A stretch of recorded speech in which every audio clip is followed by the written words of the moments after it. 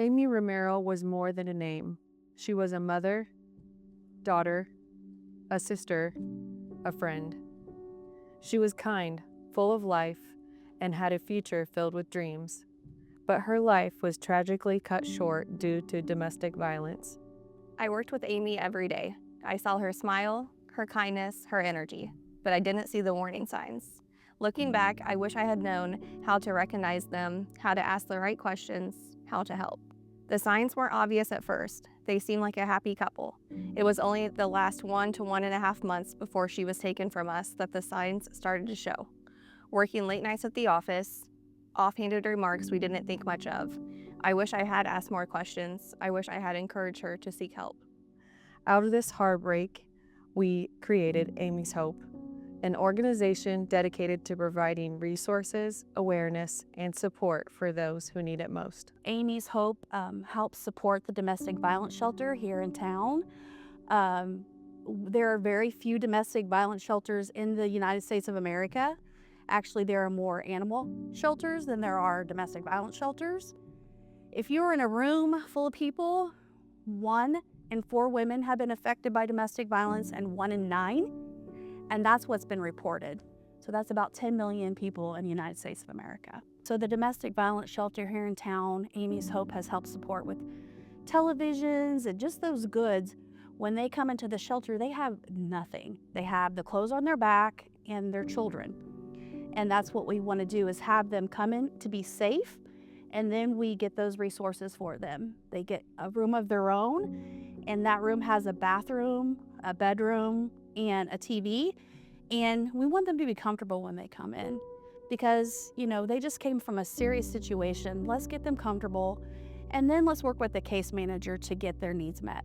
So Aimee's Hope is very instrumental in getting those resources for the domestic violence shelter that costs a lot of money that the grants don't pay for. So that's why it's so important. Early signs of an abusive relationship, kind of controlling. Examples of that would be always trying to control what that person's doing, allowing them to go somewhere or not allowing them to go somewhere, leaving the house, wanting to look at their telephone all the time, their cell phone, control what they're putting on social media. Early signs is more of a control thing.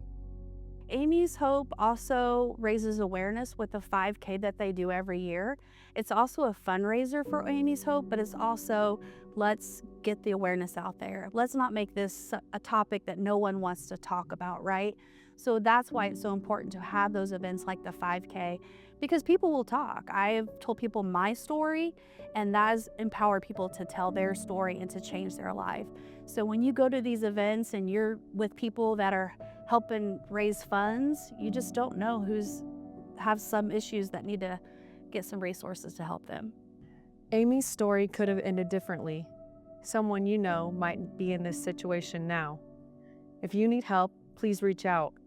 If you can help, take action. No one should have to face this alone. Aimee didn't get the second chance that she deserved, but you can help someone else find theirs. If someone you know, family, friend, is going through a domestic situation, do not be afraid to report it, whether it be to law enforcement or to another agency that can assist them. Do not be afraid to do that. You will feel really bad if you don't report anything and something later on happens. Do your part, report it, and explain to them that you're reporting it not to get anybody in trouble, but you're there for their safety. Whether they want you to report it or not, it's kind of your responsibility to do. Again, if you don't do that and something happens, you're going to wish you did.